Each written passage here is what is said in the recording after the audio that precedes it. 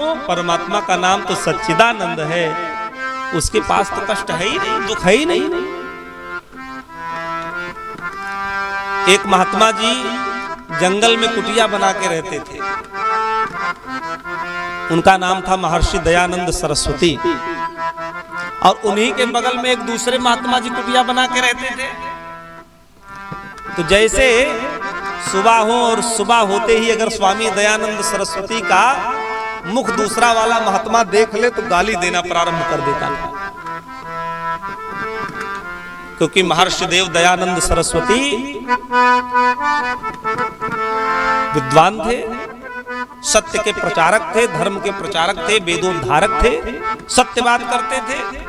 और किसी बात से उसको चिढ़ थी तो जहां कहीं भी दिख जाए महात्मा जी तहां गाली देना प्रारंभ कर दे, दिन भर गालियां देता था। एक दिन स्वामी जी के पास किसी भक्त ने, कोई भक्त आया और साथ में टोकरी, फल की टोकरी लेकर के आया और स्वामी दयानंद सरस्वती जी के चरणों में प्रणाम किया, बैठा और वो टोकरी समर्पित की। कुछ समय बैठा रहा, उसके बाद में प्रणाम करके अपने गंतव्य की ओर चला गया। स्वामी जी ने अपने शिष्य से कहा, भैया इस टोकरी में जो फल हैं इसको आधा कर लो, आधा आधा अलग कर दो, 2 भाग में बांट दो। उसने 2 भाग कर दिया, कहा 1 भाग ले जाओ मेरे मित्र को दे आओ। कौन से मित्र को? कहा जो वो कुटिया बना करके रह रहा है उसी मित्र को दे करके आओ। शिष्य आश्चर्य में पड़ गया, अरे गुरुजी वो तो सुबह से लेकर शाम तक आपको केवल गालियां देते हैं, महात्मा जी आपसे ईर्ष्या करते हैं, द्वेष करते हैं, फिर भी आप उनको फल दे रहे हो। स्वामी जी ने कहा हाँ तुम लेकर के जाओ। लेकर के शिष्य गया महात्मा जी के पास में, चरणों में रख दिया। महात्मा जी ने कहा कहां से फल ला रहे हो भैया? तो शिष्य ने कहा हमारे गुरु जी ने भेजा है, महर्षि देव दयानंद सरस्वती जी ने भेजा।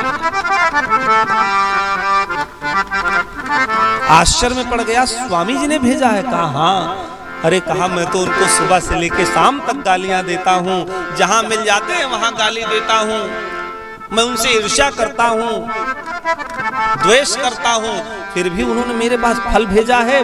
आश्चर्य में महात्मा जी पड़ गए और दौड़े दौड़े आए, स्वामी जी के चरणों में गिर गए और कहते हैं महात्मा जी मेरी बात समझ में नहीं आई, स्वामी जी कृपा करके ये बताइए, मैं तो आपको गालियां देता था, कभी सीधे मुख बात नहीं किया, लेकिन आज आप मेरे पास ये फल भेज करके क्या प्रदर्शित करना चाहते हैं, क्या बताना चाहते हैं? स्वामी जी हंसने लगे, कहते हैं भैया महात्मा जी मैं कुछ नहीं बताना चाहता, जो तुम गाली देते हो इसमें तुम्हारा कोई दोष नहीं है।